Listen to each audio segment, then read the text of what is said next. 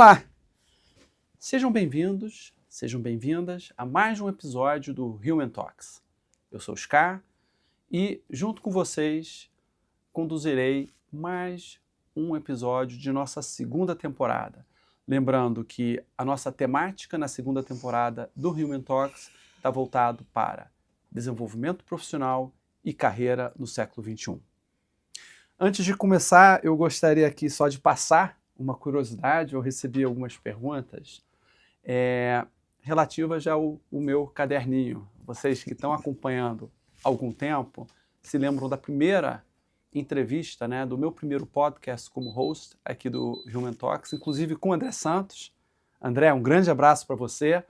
Eu estava com um papel pequeno, né, que eu utilizava para guiar a entrevista com o André. E que de lá para cá passou agora para um caderninho mais grosso. E isso é um pouco a sofisticação, né? A gente vai crescendo, aprendendo. E o pessoal perguntou o que o Scar tem no caderno. Ele já chega com as perguntas prontas? E aí eu queria mostrar aqui para vocês. Não. Verdade, a essência aqui do podcast é muito mais um bate-papo. E eu vou anotando os pontos que eu acho importante para, no decorrer da conversa, explorar ao longo do tempo. E no final eu mostrarei, provavelmente aqui, 2 folhas bem preenchidas, né? Na abertura eu gostaria de agradecer novamente aqui a turma do The Bakery. Nós estamos usando, né, a infraestrutura da The Bakery, nossa parceira aqui em São Paulo. Então, Felipe, Marconi, um grande abraço para vocês, muito obrigado. E conduziremos o nosso papo de hoje aqui com um profissional bem interessante, uma história de vida, uma história profissional muito interessante, extremamente aderente ao desenvolvimento profissional e à carreira no século XXI, né? As habilidades, as competências que hoje são necessárias para o profissional se performar.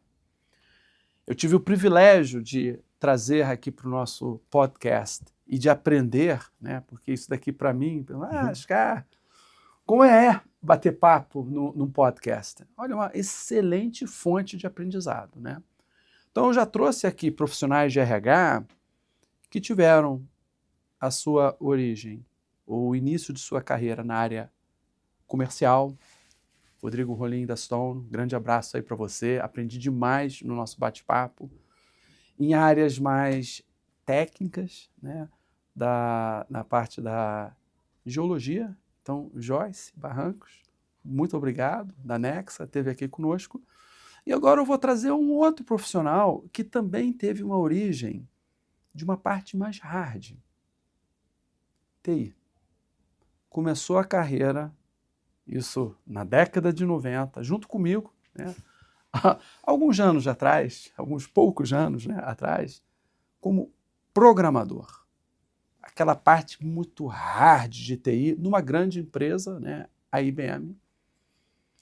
Chegou a ser diretor de TI, também de uma outra grande empresa, e hoje é um executivo de RH. Um shift completo na carreira. Hoje ele está na Green Maxum e lidando com assuntos que não tem nada a ver com o que ele começou a carreira, né? Assuntos soft. Passa também para a parte hard? Claro que sim. Mas eu queria aqui trazer a vocês, né, um privilégio de estar aqui com o Ricardo. Grande prazer, seja muito bem-vindo aqui ao nosso bate-papo. Muito obrigado, Scar, pela oportunidade. É bacana, tive a oportunidade de acompanhar uns podcasts, muito interessante, um aprendizado. Mas, como você falou, é mútuo, não é? Nós tivemos a oportunidade de conversar um pouco, aprendi muita coisa também, em pouco tempo. Essa capacidade de síntese, de contar uma história tua bem legal. E começando em evolução, né? Nada melhor que sair do papel para o caderninho, não é?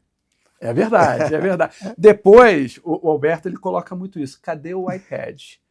Mas acredito que em algumas edições o Bruno está aqui rindo, né, Bruno? Eu estarei aqui já com o iPad, já num outro patamar, mas são as revoluções. É assim que funciona. A gente não chega pronto, né, Ricardo? A carreira também não é assim, né? É verdade. Ela vai começando, em algum momento você vai encontrando as oportunidades e segue por aí. É verdade. Ricardo, se você puder contar um pouquinho a sua história, né? É uma história super interessante, a gente até atrasou, vou abrir aqui e contar um segredo, né? A gente atrasou o início da gravação, que a gente ficou um tempão conversando. O Bruno chamou a nossa atenção, vocês estão adiantando, é o pré-podcast, né? Uhum. E o Ricardo ele tem uma história muito interessante, né? Que você começou como programador de TI numa grande multinacional e hoje é um executivo que já passou por várias empresas de RH. Como é que é essa história, né? Como é que foi esse processo, essa passagem, essa migração para o RH? Bom, primeiro, realmente comecei como programador, me formei em TI algum tempo atrás, né? Precisamos aqui da data, né? Alguns anos. Alguns anos. E eu tive a oportunidade de realmente desenvolver sistemas de código de programação para a IBM e para a área de recursos humanos. Mas naquela época eu já percebia que a tecnologia era ali uma ferramenta para que algo acontecesse. Esse algo que deveria acontecer era um processo, no caso. E nenhum processo existe sem ter pessoas antes. Então, acho que trouxe de um professor meu, o professor Estevão, da faculdade, que ele falou isso em algum momento da formação, e eu tinha que desenvolver um sistema para recursos humanos que eu não tinha a menor ideia de como era o processo. Então eu fui aprender um pouquinho o processo e fui, basicamente, me relacionar com as pessoas que conheciam o processo. E foi assim que eu fui exercitando e trazendo um pouco que já vinha comigo, que era trabalhar no relacionamento. Então, se aproximar das pessoas e entender de fato como era que aquilo, como as pessoas esperavam usar aquele processo para eu desenvolver a tecnologia. Então eu acabei desenvolvendo a tecnologia, mas o que foi muito legal, o sistema funcionou super bem por anos, mas o que me trouxe ali mesmo foi essa parte de estar aberto e curiosidade para aprender uma coisa nova. No caso, de novo, não tinha nada a ver com tecnologia. Eu li os primeiros sistemas que eu desenvolvi tinha a ver com rescisão de contrato, infelizmente, mas tinha que fazer, e aposentadoria. Então, eu não aprendi isso na faculdade. Não era nada disso. Então, ter essa abertura para a curiosidade, perguntar e aprender com o outro foi o que me fez ir bem nessa função de programação. Naturalmente, o dia que teve uma oportunidade para ir para RH, uma vaga de RH, eles enxergavam que eu conhecia o processo, conhecia a tecnologia, ok, mas conhecia o processo e conhecia as pessoas. E aí, você estar aberto a novos horizontes e muitas vezes ter a coragem de fazer a mudança, porque o medo trava muito a gente, né? Se permitir errar um pouco é importante. Então, se você tiver curiosidade e essa coragem que tem a ver com se permitir errar e assumir riscos, você acaba fazendo uma transição e aí foi bacana. Eu sou muito grato por ter tido essa oportunidade de poder fazer essa mudança. E lá atrás, por alguma razão, eu também não sei dizer qual, eu já começava a ver que tecnologia e pessoas eram coisas que iam caminhar muito juntos. Porque é um ferramental a tecnologia para o nosso dia a dia.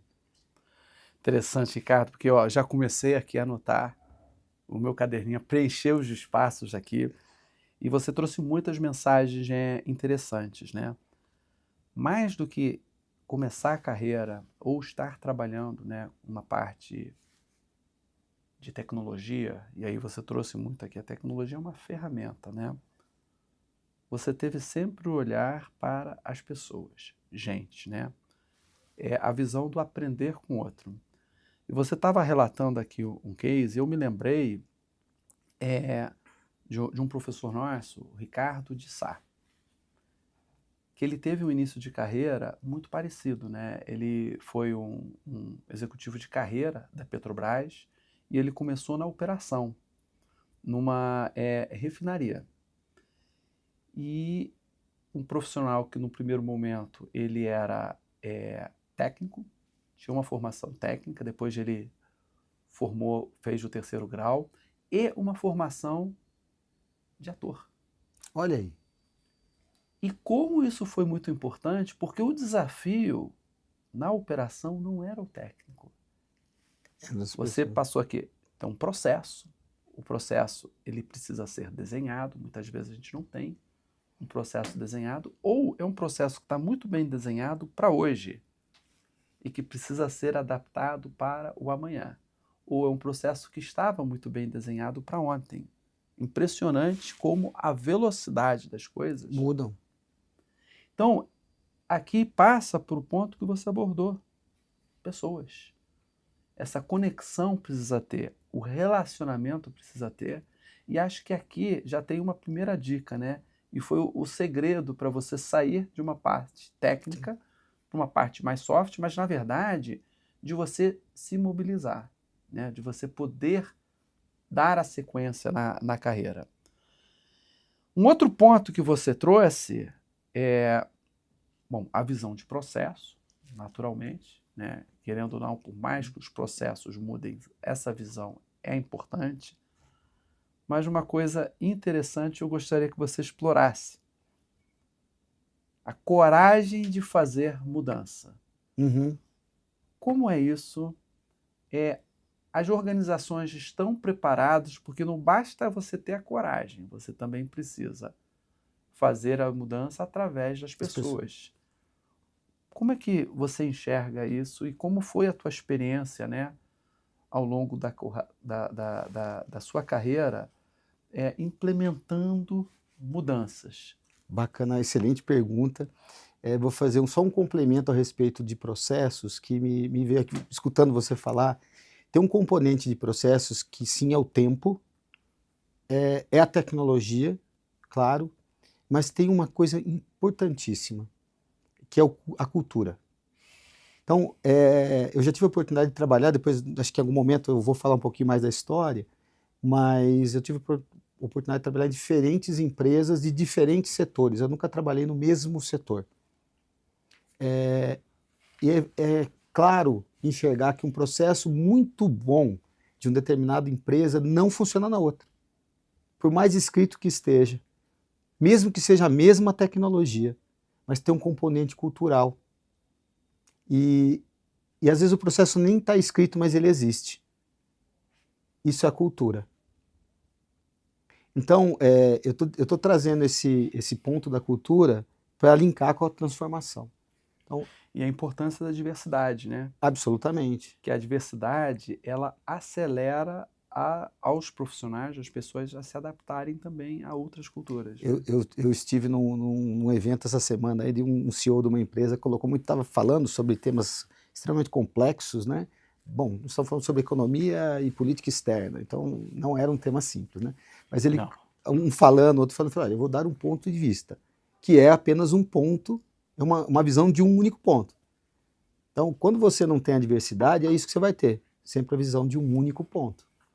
E a diversidade te dá pluralidade, vários pontos diferentes para você. O que precisa é ter a convergência em algum momento, porque senão a empresa para, né? Mas Exato. ainda mais num mundo que tudo muda a todo momento, obviamente, se o tempo e tecnologia são componentes de processo, a aceleração que a gente tem hoje desses dois temas, o tempo é mais rápido hoje, não há dúvida. Apesar de um dia ainda ter 24 horas, né? Mas o tempo é mais rápido. Isso não muda, Acho que não muda. Embora seja uma convenção apenas, né? Mas enfim, então o processo vai sempre mudar. E a transformação das organizações, esse é um grande ponto. Eu tive a sorte, alguns acham que não chamariam assim, mas eu sempre tive sorte de entrar em organizações que precisavam fazer algum tipo de mudança. Né? Mesmo quando eu comecei minha carreira na IBM, foi exatamente no ponto que a IBM saía de um modelo de negócio, ia para um novo modelo de negócio. Isso precisava de uma mudança bastante forte. E foi aí que eu aprendi um pouco sobre transformação. E as outras organizações que eu pude trabalhar também estavam ou começando, ou no momento de joint venture, que precisava mudar a cultura. E Então, eu vivi muito essa parte de transformação. E, por sorte, também, sempre trabalhando, na maioria das vezes, em RH ou TI, né? Que aí acaba sendo Que você as duas... foi, voltou, Fui, voltei, voltou. enfim. E sempre diferente. Em indústrias melhor, diferentes. né? Indústrias diferentes. E depois eu vou falar um pouquinho sobre isso, mas só para completar, então, a transformação, ela tem um componente que é puramente humano, né? Eu gosto muito daquela curva de Kubler-Ross, né, que nasceu como sendo curva do luto, mas na verdade é muito usada como a curva da transformação ou da mudança. Eu acho que ela explica muito bem como a gente lida com mudança. E em um dado momento todo mundo vai passar por todos os passos daquela curva, e o segredo é quão rápido você passa por todas as fases. Então, o medo, a aceitação, e até a hora que você realmente absorve a mudança e muda, é a velocidade. Para mim, mudança, eu não passo por nada disso. Passa sim. É a velocidade com que você transpassa as fases é que vai te fazer trazer sucesso. E aqui eu vou até pegar um gancho com uma coisa que você pontuou, eu tinha anotado aqui, que é você também se permitir errar. Claro. Você não muda de uma hora para outra. E a mudança não tem uma receita daquilo que vai dar certo. Você vai aprendendo. E o processo de aprendizado passa também pelo erro. Sim. E aprender com erro. A gente aprende, acho que mais com erro, sabe? E esse mundo de experimentação que a gente vive cada vez mais, você imagina, uma tecnologia hoje muda em dias. Mas você achar que tem a resposta para acertar tudo, a chance de você errar é maior ainda. Até porque hoje a gente vive num mundo de incertezas. Sim. Gigantesco. Se a gente olha os gráficos, né, que trazem a evolução da quantidade de incertezas no mundo, esse gráfico é uma exponencial. Então, o que vai ser o amanhã, a gente não sabe. Então, navegar sobre as incertezas faz parte, sabendo que você não vai acertar tudo, porque não tem um receituário, nem todo mundo sabe, aliás, ninguém sabe tudo, então, provavelmente você vai errar. A gente biologicamente foi criado. Entre uma das minhas formações, acabei fazendo uma pós em neurociência, é muito legal. Uau, fantástico. Foi TI, fantástico. Depois RH, neurociência e assim vai. Mas daqui a pouco vai fazer engenharia. Então, a engenheiro, já falei para você, né? Engenheiro é uma pessoa diferente, admiro bastante. A visão muito ampla. Mas quem sabe? Portas abertas, né? Mas nós fomos criados biologicamente para economizar energia. Tem isso também. Então, todos os movimentos repetitivos que a gente faz, o nosso cérebro vai aprendendo, por exemplo, dirigir. Tem gente que nem dirige mais, né, Scar? Mas dirigir você acaba entrando... Ele se referiu a mim. O teu cérebro, o teu corpo acaba criando memórias para você dirigir praticamente. Você não fica olhando não tem mais câmbio hoje, né? Mas você não fica olhando o que você faz. Você tem atenção, obviamente, no trânsito, mas o resto vira mecânico. É automático, né? Mas tem uma razão para o nosso cérebro economizar energia. Então, tudo que ele puder cristalizar e virar algo comum, ele faz. A gente é criado para isso, biologicamente falando. Então, para a gente economizar energia e sobreviver. Só que o que mudança faz? Tira a gente desse eixo. Por isso que ela é dolorida. E por isso que, como eu falei antes, todo mundo vai passar pela curva da mudança, porque nós, biologicamente, somos assim. É interessante, né? Porque você está trazendo à mente aqui para mim aquela visão da zona do conforto e da zona do desconforto, e eu concordo. Eu me lembro, era recém-formado, ingressando aqui no mercado de trabalho, e um gerente meu estava no encontro com a equipe, falando um pouco do desenvolvimento. Sim, a mudança gera o estresse. Que tipo de estresse? É o estresse do crescimento. Uhum. É aquele ditado popular, não adianta, você não vai fazer o omelete se não quebrar os ovos, né? E aqui passa por isso. Claro. Se você, o ser humano, ele tende a sempre ficar na zona do conforto.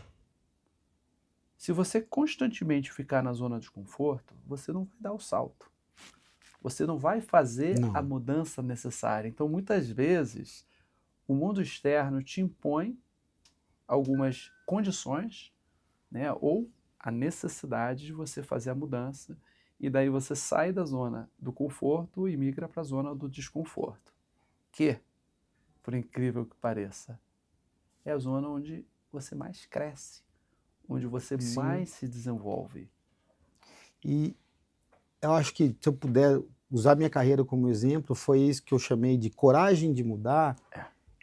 Eu tinha todas as dúvidas do mundo para sair de TI para ir para RH, depois até voltar para TI, quando eu tive a oportunidade, para sair de uma empresa como a IBM e ir para uma empresa de manufatura, e depois ir para uma empresa de telecom, e depois para uma empresa voltar para uma empresa de manufatura, mas completamente diferente, e com responsabilidades América Latina, por exemplo, que tinha várias culturas envolvidas dentro do processo. Depois fui para o agro, fui para a educação, setor elétrico, para saneamento, e agora na Greenbrier, né, numa indústria que faz vagão de trem, a maior produtora de vagão de trem da América Latina. Enfim, essa diversidade, eu confesso, todas as vezes me deu aquele Frio frio na no estômago. barriga. Exato. É. Quando eu dei aula também, uns 8 anos mais ou menos, toda aula, ou toda nova turma, me dava o frio na barriga. Mas eu acho que é exatamente esse frio na barriga que é o grande incentivo para você fazer a mudança. Porque é exatamente esse medo de mudar. Se a gente paralisa, eu não teria tido toda a oportunidade que eu tive de aprender e de conhecer gente. Eu acho que se eu pudesse dizer o que eu ganhei nisso tudo, foi isso. E é fantástico. Eu estava anotando aqui, ó, manufatura, telecom, agro, educação, setor elétrico, saneamento, montadora, nossa, a infinidade de segmentos durante a carreira fora as áreas, né? Migrando, porque você começou como programador, hoje você é um executivo de RH, mas essa migração foi indo e voltando. Então, hora você, com conhecimento do soft skill, você assumia, foi o caso quando você assumiu a diretoria de RH, de TI. Vindo de RH, justamente com aquela abordagem. Aqui a gente não vai lidar com ferramentas, com tecnologia. A gente vai lidar com pessoas. E isso é o que faz a diferença, né? Falou muito da importância, né? E isso tudo, você muda de um setor para outro, você sai da zona de conforto. Com certeza. Você é obrigado a ter que se adequar. O que você bem colocou, que a coragem de fazer mudança passa em assumir erros. E provavelmente se permitir a errar. Exato. Né? E aí tem uma questão interessante, né, do autoconhecimento e se reconhecer como uma pessoa imperfeita. Como somos todos, né? Não existe o ser perfeito, né? Sim. E ao você colocar isso, você tira aquele fardo, né, de ter que acertar sempre. Eu errei bastante já, hein? Conta um pouco. O que eu vou aproveitar então aqui, vamos mover aqui para a segunda parte do nosso bate-papo. História excelente, né? O público que está assistindo, uau, eu quero ser igual ao Ricardo. Foi fácil? Se puder trazer um exemplo dessa história onde você teve um erro e você bem colocou, né? A gente aprende, a gente se desenvolve com os erros e que esse erro trouxe uma saída e uma habilidade ou um resultado que realmente te alavancou na carreira, que trouxe uma resposta é muito importante ou representativa para as outras pessoas que você estava trabalhando ou para a organização? Legal. Olha, não vou aqui me ater a um projeto ou outro projeto nessa pergunta, mas sim um aprendizado. Todas essas mudanças, óbvio, como eu já falei, tem essa... O que vai ser agora, né?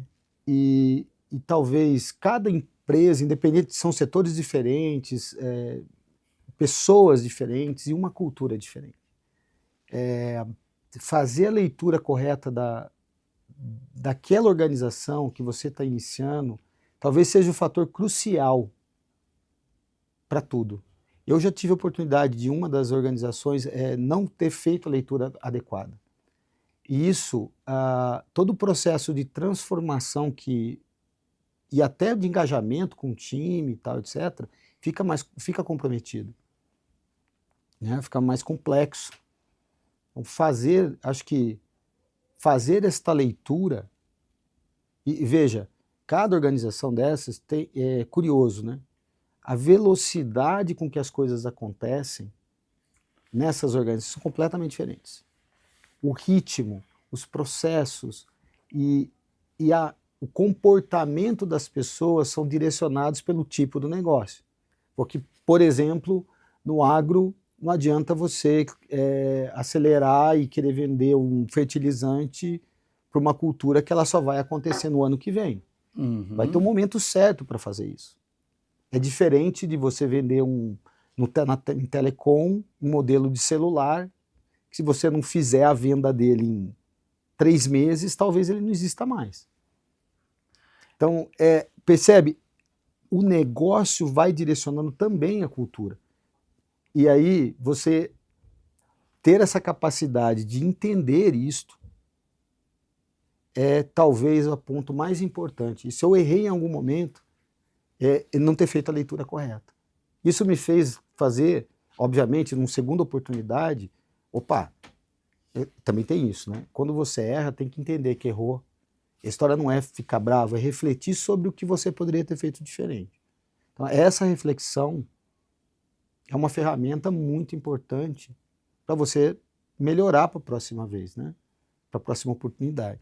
Então, foi isso. Acho que ter depois tido a oportunidade de ter mais cuidado com isso, entrar com um olhar diferente, foi com que me fizesse chegar até aqui. E o que eu acho que isso é importante, talvez mais importante hoje?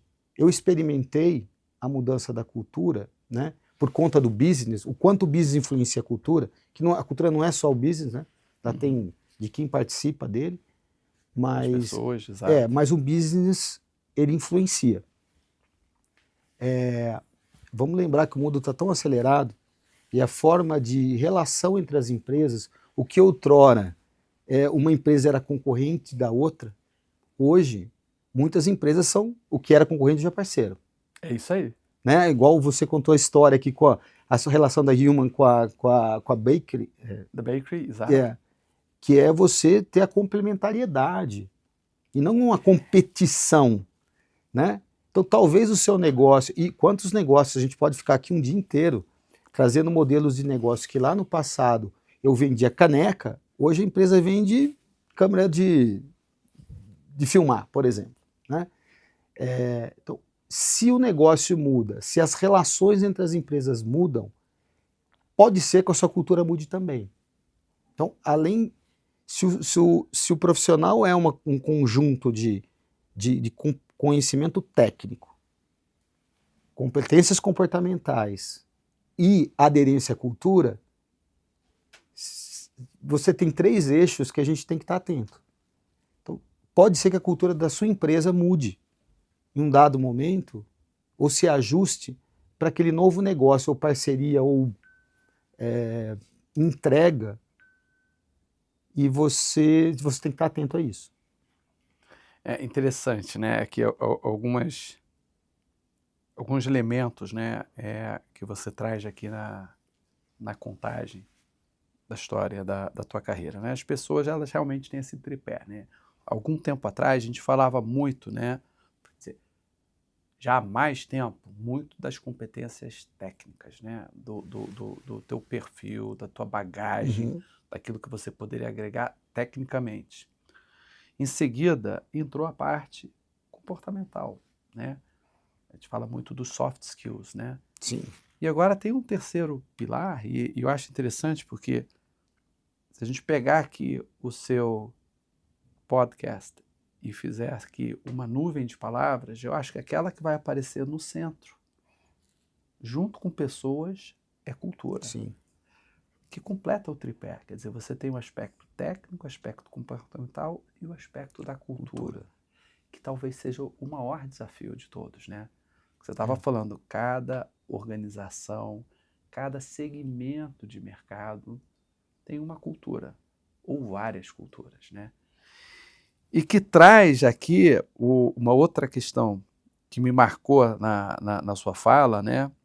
Do desafio de fazer a leitura adequada do ambiente e do contexto. Quer dizer, o aprendizado que tira dessa história, né?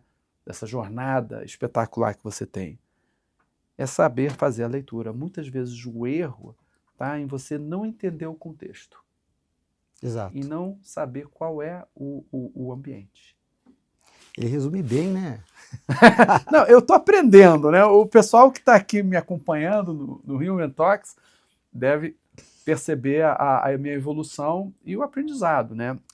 É uma história. É uma história. Estamos aqui resumindo talvez 30 anos de carreira num bate-papo, né? E aqui a gente vê, você estava falando das concorrências, hoje o que é o concorrente direto? É mais difícil de você trazer essa visão do que era há 40 anos atrás. Sim. Hoje você tem o que a gente fala do ecossistema. Então, muitas vezes você é concorrente num determinado tipo de solução, mas no outro você está andando junto. Está andando junto. Então, reforça de novo a importância do relacionamento, a importância das pessoas. Você sai da caixinha da fortaleza técnica. Isso tudo que a gente está falando aqui, a gente não começou a falar de inteligência artificial. Isso tudo, a inteligência artificial não vai substituir. Não vai, não vejo essa possibilidade também. A gente estava conversando um pouquinho, né? Eu vejo a inteligência artificial como uma ferramenta fantástica, assim como nós tivemos outras ferramentas fantásticas na nossa história da humanidade. Todas elas transformaram o trabalho. Nós somos hoje o que somos por vários inventos incríveis que nós tivemos ao longo da história humana, né? Isso mudou tudo. A inteligência artificial realmente é uma grande ferramenta, nos dará uma produtividade maior, e eu tenho dito nas conversas a respeito desse tema, eu acho que a gente tem uma oportunidade de alavancar aquilo que a gente tem de mais humano, é o que nos faz diferentes de qualquer outro ser aqui desse planeta, que é nossa capacidade de se relacionar e nossa capacidade de ter um pensamento crítico e nossa capacidade de criar. Então, se a gente tiver mais informação a tempo e tal, e conseguir juntar esse trinômio, vejo que a gente tem uma oportunidade de evolução muito grande. Olha que legal, né? A inteligência artificial veio como uma oportunidade de nos tornar mais humanos. Interessante. A visão que as pessoas têm em geral, principalmente aquelas que não conhecem mais a fundo ou não utilizam a inteligência artificial, é de que veio para nos substituir. Pelo menos com o que a gente tem hoje, não é verdade. Veio para completar. Exato. Você falou, veio trazer maior produtividade. E isso me faz lembrar, me remete a um bate-papo aqui também, no Human Talks, com o Júnior. E ele trouxe uma visão muito interessante, né? Não adianta a inteligência artificial se você não tem a pessoa que saiba utilizá-la. Assim. E ele citava 3 coisas, né? O que é importante e que bate muito com o que você vem colocando, né? Quando a gente fala, por exemplo, fazer leitura do ambiente, quando a gente fala aqui do contexto. Primeiro, para você poder usufruir da inteligência artificial, você precisa saber perguntar. Sim. Soft skills. Segundo, se você não sabe perguntar, você pode ter toda a tecnologia, toda a equipe, que você não vai mover um passo. Não. Segundo, é saber interpretar. A gente está aqui num mundo onde o problema não é mais conteúdo. Você tem informações, você tem tudo disponível a um clique. Ok, vamos interpretar o que a gente tem aqui, o que é efetivamente relevante, para chegar no terceiro, que é o tomar decisão. Ok, eu sei perguntar, eu sei interpretar. Agora, o que eu vou fazer com essas informações, o que eu vou fazer com esse conteúdo? E isso tudo são soft skills. Não somente, né, mas passa por aquele tripé que você colocou, né? A visão técnica, o conhecimento, a parte comportamental, porque você vai precisar das outras pessoas, aí reforça muito a questão de relacionamento e a cultura. Agora, se me permite complementar, concordo, muito bacana esses 3 pontos, né, que você também colocou. Eu vou voltar lá no começo, né, a importância de pessoas, então, primeiro pessoas, depois vem os processos que têm aderência a quem vai usar o processo e a cultura, e depois tecnologia. De alguns anos para cá, muitas vezes por modismo, a gente acaba invertendo um pouco essa ordem, né? Eu tento, da tecnologia, voltar para os outros 2 primeiros, né? E aí, por que eu estou trazendo isso aqui, recapitulando esse tema? Esses 3 pontos que você colocou, se a gente tirar, você começou falando da IA e trouxe os 3 temas, tira a IA. Quando não foi importante na história da humanidade esses 3 pontos? É verdade. A gente sempre teve que saber perguntar, a gente sempre teve que ter a sua análise crítica e a gente sempre teve que tomar decisão e criar. Então, com isso, quando saiu a humanidade na sociedade agrícola, de fazer a plantação manual para um carro de boi, para um trator, para hoje equipamentos que praticamente você precisa ser um engenheiro para pilotar, né? Quando foi diferente esses 3 pontos? Então, a gente vai voltar para aquilo que é mais humano nosso. Excelente. A tecnologia está no fim aqui. Por isso que eu sou um otimista inveterado aí, né? Somos dois. Sou um otimista, tento sempre buscar o lado positivo disso. Mas tem um risco dessa tecnologia, da forma como a gente está usando. E a gente vai voltar para outro ponto que nós já falamos, que é a nossa biologia pronta para ficar na zona de conforto. Então, se tem uma ferramenta que me deixa aqui, tranquilo, na zona de conforto, eu pergunto, ela responde, né? Tem grandes... Se a gente não estiver atento a isso, existe um risco biológico, eu diria, da gente se confortar com aquela resposta e não fazer análise crítica. E entender que a solução está dada e não tomar decisão. Então, esse talvez seja um risco da gente entender que nós não podemos abrir mão dessas três coisas. Que, me ajudou como ferramenta, mas eu tenho que continuar tendo análise crítica, tenho que perguntar direito, ela me trouxe a resposta, mas eu tenho que ter análise crítica, eu tenho que colocar criatividade e tomar decisão naquilo que é certo. E um outro aspecto que a gente não pode deixar de falar, que é a ética, né, dessa história inteira. Toda a tecnologia que a gente criou na história, ela foi usada ela sempre tem a oportunidade de ser usada de um lado que não é tão bom. Então a ética eu vejo como um tema muito importante. Claro que nós estamos falando da ética aqui numa tecnologia, ela é importante em qualquer momento, né? Dentro da nossa até porque um ponto importante que eu vejo é o relacionamento, que é o que nos faz humanos. É difícil se você não ter uma ética e conseguir construir relações, né? E muito legal, né? A gente não poderia deixar, né, de não mencionar nesse podcast a ética, né? Como um elemento básico, transversal, seja Absolutamente. na parte das pessoas, do indivíduo, na organização, no uso da tecnologia, no desenho dos processos. Perfeito. E uma outra questão interessante, né, que você traz, né, a tecnologia, você não faz inovação por inovar, né? Você não implementa a tecnologia por implementar. Exato. A base está nas pessoas, quer dizer, você quando vai olhar na tecnologia, você está na ponta. A tecnologia, você tem uma etapa anterior que passa por ter processos bem estabelecidos. Uhum. Você não tem processos bem estabelecidos, você não vai chegar numa solução tecnologia eficaz nunca. E que passa por uma etapa anterior, que você também colocou exaustivamente aqui no nosso bate-papo, a parte de pessoas, né? Uhum. Quer dizer, isso é a base. Ética tem que estar com a pessoa. Processos desenhado por pessoas, usado por pessoas. A tecnologia, a mesma coisa, né? Ricardo. E se a gente depois, se a tecnologia, ela no fim do dia, ela acaba sendo uma commodity, tá certo?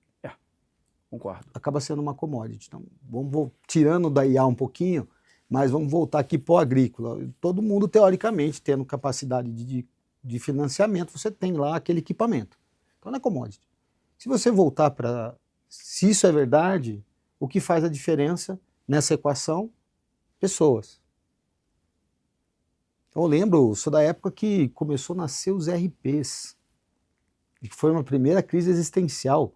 Meus amigos ali que se formaram em tecnologia estavam indo lá implementar SAP, Oracle e assim por diante, eu lá em RH, né? Foi o momento que eu tive de reflexão exato da minha carreira mesmo. E aquilo era um diferencial competitivo absurdo para as empresas. Era verdade. Não é verdade? E hoje em dia é impensável você não ter. Faz parte do kit básico, Básico, né, de virou uma organização. commodity. Então, pensando nisso, o que fez uma empresa ser mais eficaz que a outra? Foram as pessoas que desenharam melhores processos para embarcar aquela tecnologia e que usaram, no fim do dia, adequadamente. Então, a gente sempre vai voltar para o ponto inicial. E é por isso que se IA, e aí vem da minha lógica, né? Se IA é uma tecnologia, a gente continua na mesma lógica. O diferencial está nas pessoas. Eu concordo em gênero, número e grau, Ricardo. Eu também acho que esse é o caminho. Se a gente olha as grandes mudanças, né, os grandes saltos na história da humanidade, todos em comum têm como centro as pessoas. E é o que a gente está passando agora. A chegada da IA é disruptiva? Mas você vai precisar das pessoas para poder dar esse salto. Você trouxe um case bem bacana do RP. E eu me lembro de uma organização que eu trabalhava na Shell, e eu acompanhei a implementação do SAP, né? A Shell, ela tinha uma outra RP, mas eu cheguei num processo de chegada da RP. E eu me lembro, eu tive a oportunidade de ir na sede, naquela época, da Shell em Londres. E caminhando com o pessoal, tinha um prédio com a mesma caracterização visual, que é outra coisa que quando a gente vai ver a evolução da cultura, existia uma época que até o prédio, o headquarter da sede, tinha uma manifestação visual apropriada. Eu olhei, olha, esse prédio daqui muito perto da sede, para onde eu estava indo, é muito parecido, né, em termos de design e cores, que a sede. Mas é verdade, isso era da Shell, esse prédio. Hoje não é mais. Mas o que aconteceu? O que aconteceu com as pessoas que estavam trabalhando aqui? RP. Foi a mudança. O salto que deu, né? A otimização. E as pessoas perderam o emprego? Não, os empregos mudaram. Mudaram. Estamos fazendo outra coisa hoje, né? É a revolução industrial, a mesma coisa. O pessoal saiu do trabalho manual, entraram as máquinas naquela época e passaram a ter operadores de máquina e outros serviços, outros trabalhos, outras funções que foram criadas com a chegada das máquinas.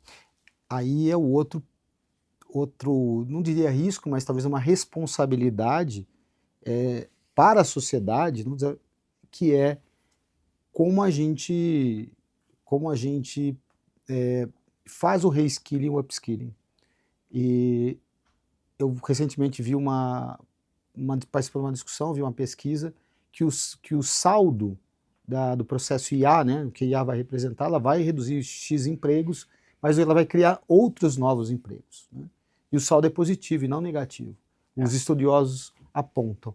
A grande questão é como a gente cria ou transforma ou dá oportunidade para as pessoas irem para esses novos empregos, né? E aí, falando de Brasil, isso de modo geral, mas falando de Brasil, o grande risco aí, vão voltar naquilo que é a educação. Então, assim, como que é a educação de base, eu estou falando, né? Porque às vezes, nós estamos falando de uma organização. Falando de organização, a gente talvez saiba como fazer, vamos treinar liderança, vamos, como RH, criar processos de upskilling, reskilling, etc. Isso de alguma maneira, vamos trazer a Human para ajudar a gente, né? Ok, tem gente que sabe fazer isso. Mas quando a gente vai para baixo, as pessoas que ainda não tiveram essa oportunidade, como fazer? Lembrando que em algum momento, essa turma que está aqui vai entrar no mercado de trabalho, de alguma maneira.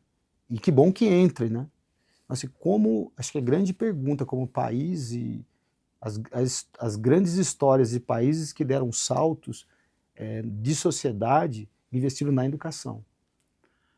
Olha, você trouxe um elemento muito importante. Eu corroboro com a sua opinião. Eu acho que hoje não tem um país desenvolvido que não tenha investido ou que esteja investindo pesadamente na educação de base. Não é educação no terceiro grau, na universidade, de base. É de base. E educação para todos, independente da origem, classe social, educação de base para todos. Com essas 3 coisas que você falou, a gente ensina os nossos jovens a perguntar, a gente ensina os nossos jovens a pensar, a gente ensina eles a terem criatividade e tomar decisão. Perfeito. Se a gente não faz isso, para os jovens, e novamente, eles estarão em algum momento nas organizações, na sociedade, na política, em tudo mais. Como é que a gente vai ser, né? Eu tenho essa dúvida aqui, eu tenho esse incômodo, conforme fazendo Não, mas isso é um incômodo. E é um incômodo que puxa para uma reflexão muito profunda. Porque isso tudo, quando a gente fala saber perguntar, saber interpretar, saber decidir, né? Isso começa na base. Isso começa no ensino, não vou nem dizer fundamental, no ensino infantil. Sim. Que é o que se coloca os fundamentos, né? Os pilares da construção do pensamento, do raciocínio, do futuro profissional. Exatamente. E responsabilidade, né? Você trouxe, né, responsabilidade das organizações, do governo, dos executivos, dos empreendedores, das pessoas como um todo, né? De estar fazendo eu gostei da reskilling e upskilling, né? Que vai fazer parte do nosso dia a dia. O que você sabe hoje vai ser diferente do que você vai saber amanhã, e você vai precisar aprender outras coisas para se adequar às novas realidades que virão. Sabe que a minha esposa, que também é de RH, a Michele, ela estuda bastante e eu gosto dos posicionamentos dela. Um dia ela falou assim, mas falando sobre estudar e tal, né? Nosso filho está estudando engenharia, etc. Minha outra filha é veterinária. Assim, a gente bota um stamp, né? Uma chancela. O cara é engenheiro. Quem disse que a gente é só engenheiro? Olha o seu exemplo. É verdade.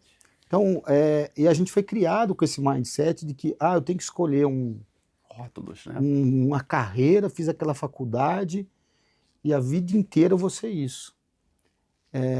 Então, a gente precisa abrir, e vem daí, né?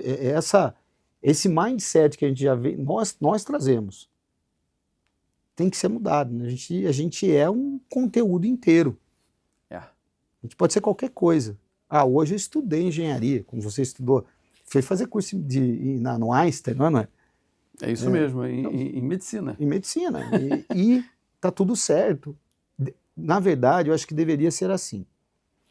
Sabe que um dia me convidaram para falar um evento quando meu filho estava no colégio, e era o dia lá dos pais, que contavam das profissões, muito bacana o modelo. Aí me convidaram para falar, eu falei, bom, o que eu falo, né? Fala de RH, o que RH faz, quanto ganha. Rapaz, os caras estão ali, segundo, terceiro ano. Então você zero atraente para eles, né? Aí eu falei, eu vou usar minha história, né? Eu fui lá, comecei a falar um pouquinho, né, de várias coisas, de tecnologia, de várias coisas. Eu falei, o que vocês acham que eu sou formado? Aí, ô tio, tudo, falaram, até medicina, menos TI. Impressionante. E aí eu fiz uma provocação para eles, falei, vocês acham que, isso faz um tempo já, tá? Vocês acham, 19 era isso, mais ou menos, 18, 19, uma coisa assim. Falei, vocês acham que um dia vocês vão abrir? Eu falei, jornal, quase me mataram lá, né? Aí você vai revelando, né, a idade. Não, mas enfim, você acha que eu vou abrir a internet e ver lá, ó, procura-se astronauta? Pô, tio, acho que não. Aí eu trouxe um estudo para eles, naquela época, né? Falei, olha, na década de 60 você tinha duas companhias aéreas. Naquela oportunidade você tinha 5. 2 governamentais e 3 privadas. Aí eles falaram, olha, puxa, pode ser, hein?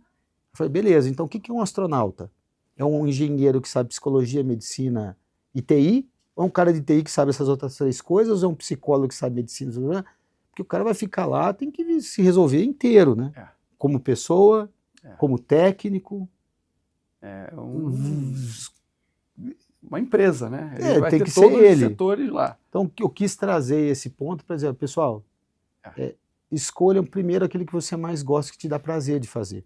Você vai passar um tempo da sua vida fazendo isso. Mas não coloque o stamp de ser só isso. Se abram para oportunidades de aprender coisas novas e fazer coisas diferentes.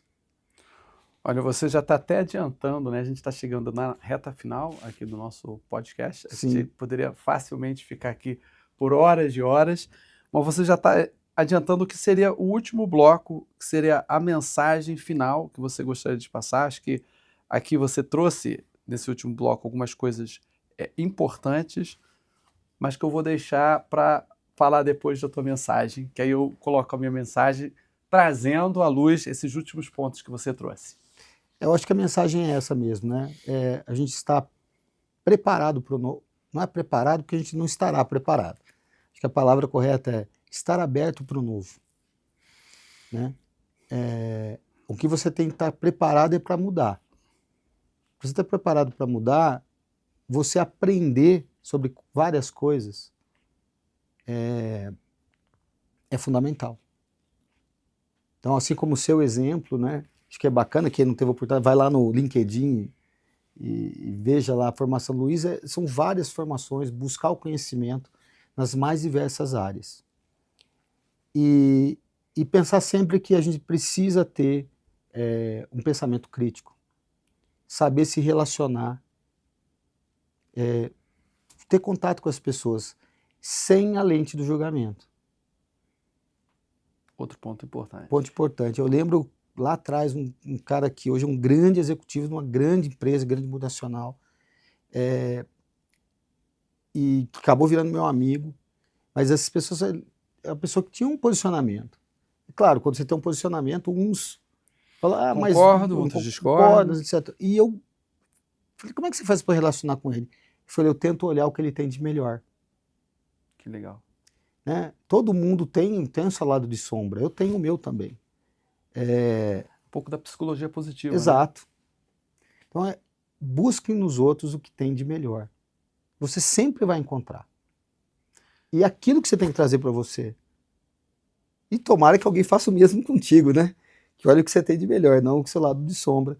Enfim, e isso relacionar. E pensamento crítico. Acho que a gente tem que saber refletir. Né? Aí tem a ver com conhecer si próprio, enfim. E tomar decisão não é fácil, é difícil. Muito. Mas tem que tomar. Não tem jeito. A gente toma todo dia quando a gente tem que sair da cama, né? Exato. Primeira decisão do dia, vamos levantar e começar. É isso aí. Olha, Ricardo, sensacional. Aqui tem uma mensagem interessante, né, que você colocou no final. Nós podemos ser qualquer coisa. Sim. E aqui entra uma questão importante do protagonismo, né, de você fazer as suas escolhas, que não é simples. Você trouxe agora, né, da dificuldade de tomar decisão, mas ninguém vai fazer a decisão por você, ou você não pode se permitir a delegar justamente isso, né? E já que você tem que tomar a decisão, fechar aqui com as palavras do Ricardo. Siga o seu coração. Escolha aquilo que você goste de fazer, que seja prazeroso para você. E com isso você vai conseguir avançar bem, equilibrado e feliz. É isso aí. Seja feliz, né? Ricardo, muito obrigado pela muito oportunidade. obrigado. Prazer em tê-lo aqui conosco. Pessoal. Muito obrigado pela atenção de cada um de vocês. Até mais. Até mais. Obrigado.